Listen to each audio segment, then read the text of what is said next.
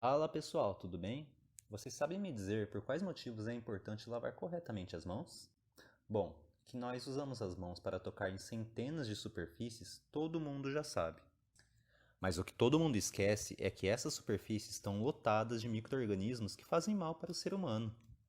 Como exemplo, a gente pode citar a família do vírus influenza, o vírus da herpes e, como temos visto ultimamente, o vírus do Covid-19. Então, pessoas, é muito importante que a gente cuide de forma correta dessa parte de nossos corpos. Por causa disso, quando vamos fazer a higienização das mãos, é importante molhá-las, mas sem tocar na pia. Depois disso, nós colocamos o sabão e ensaboamos, através de uma fricção de uma mão contra a outra, toda a região. É importante enfatizar que precisamos esfregar a palma de uma mão contra o dorso de outra, além de enlaçar os dedos e friccionar os espaços interdigitais, em um movimento de vai e vem. Depois, com a mão em formato de concha, esfregue as unhas contra a palma da mão oposta. Após realizar esse procedimento, esfregue os pulsos com as mãos opostas e termine enxaguando para retirar o excesso de sabonete. Mas é importante lembrar que não é aconselhável tocar na torneira enquanto a mão está ensaboada. Para isso, é aconselhável utilizar um lenço de papel. Por fim, pessoas, termine enxugando a mão com um lenço de papel e descarte no lixo. E aí, galera, tudo bem? Agora eu quero contar para vocês um pouquinho a respeito da nossa pele. Basicamente, ela funciona como uma parede que impede a passagem de bichinhos, então protege de possíveis invasores, os quais poderiam nos deixar doentes. Além disso, do mesmo modo que a parede das nossas casas é feita de camadas de tijolo, cimento, pintura, a nossa pele possui revestimentos diferentes com funções específicas. Mais externamente, temos uma camada que impede a passagem de água para o interior do corpo e é essencial para evitar a entrada de micróbios minúsculos. Ela é a chamada epiderme.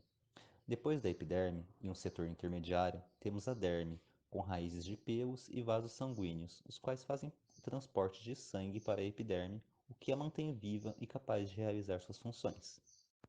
Por fim, mais profundamente, temos o tecido subcutâneo, mas também vale comentar que atravessam essas camadas os poros, os pequenos buraquinhos responsáveis por eliminar suor, e as glândulas sebáceas, as quais secretam sebo, uma substância gordurosa que deixa a pele oleosa.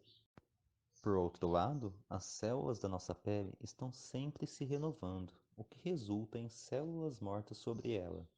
Ademais, em cima da nossa pele, há bactérias boas, as chamadas comensais, que são residentes daquele local e, em condições normais, não causam doenças. Todavia, a pele é exposta a vários tipos de seres vivos e substâncias do ambiente, possível, por exemplo, de ser colonizada por fungos e bactérias. Dessa maneira, fica evidente a composição natural de resíduos cutâneos, tanto de mecanismos do corpo, como sebo e suor, quanto pelo contato direto com o meio externo.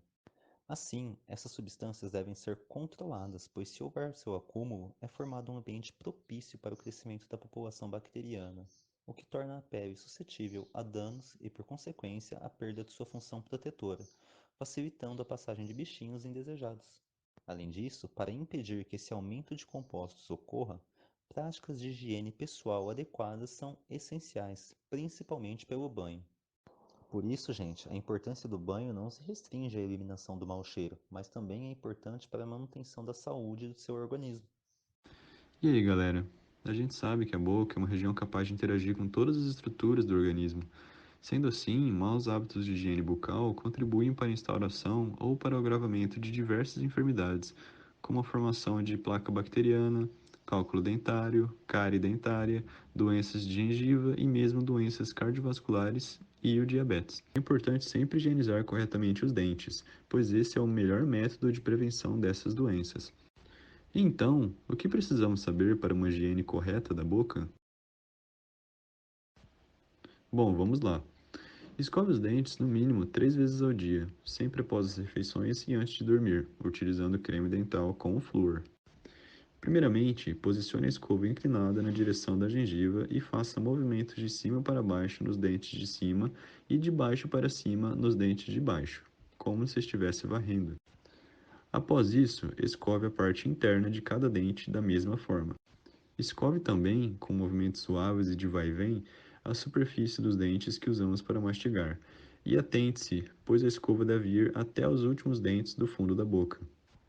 Agora, precisamos passar o fio dental. Enrole cerca de 40 centímetros de fio ou fita dental entre os dedos. Em seguida, leve o fio dental até o espaço entre a gengiva e o dente, posicionando-o sobre este e puxando a sujeira até sua ponta. Passe o fio dental no mínimo 2 vezes em cada um dos espaços entre os dentes, pressionando inicialmente para um lado e depois para o outro. Por último, é imprescindível escovar a língua, pois nela se acumulam restos alimentares e bactérias que provocam um mau hálito. Assim como com os dentes, faça movimentos varrendo a língua da parte interna até sua ponta. Oi meninas! Vocês devem saber que a vulva engloba os grandes e os pequenos lábios e o clitóris, e que internamente encontramos o canal vaginal e anteriormente o ósseo da uretra, por onde sai a urina. Mas será que vocês sabem limpar tudo isso corretamente? Bom, se não sabem, venham comigo aprender. Inicie limpando os grandes lábios em sentido antero-posterior, mas atenção na parte externa da vulva, que contém algumas pregas, nas quais costuma se acumular um esmegma, uma substância esbranquiçada. E cuidado, nunca passe papel higiênico no sentido posterior para anterior, porque isso pode facilitar algumas infecções no trato urogenital. Então avance para a região interior, afaste os grandes lábios com a mão não dominante e com a outra realize a limpeza dos pequenos lábios.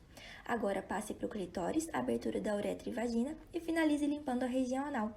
Por fim, só falta enxaguar e secar bem com um pano limpo.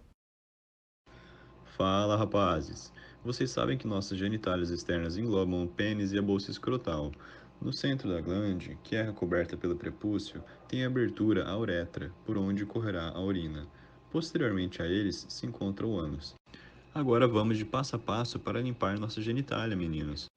Lembrando sempre, é claro, de utilizar sabonete de pH neutro ou levemente ácido.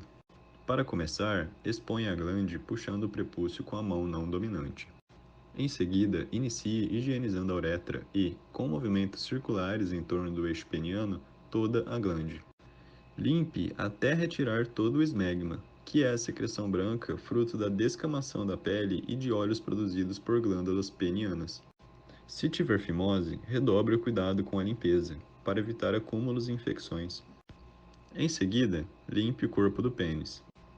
Após isso, higienize a bolsa escrotal. E por fim, a região anal. Enxague e seque com uma toalha limpa. Então agora vamos para algumas dicas finais. Primeiramente, nunca utilize cuecas ou calcinhas apertadas. Garanta sempre que a região esteja bem seca ao vestir-se. Não depile a região pubiana, apenas apare os pelos, que auxiliam na retenção de fungos e bactérias. Sempre realize a higiene após a utilização do banheiro e antes e depois de relações sexuais. Por fim, nunca utilize água muito quente, perfumes ou mesmo materiais abrasivos, como bucha ou cotonetes, na região do períneo.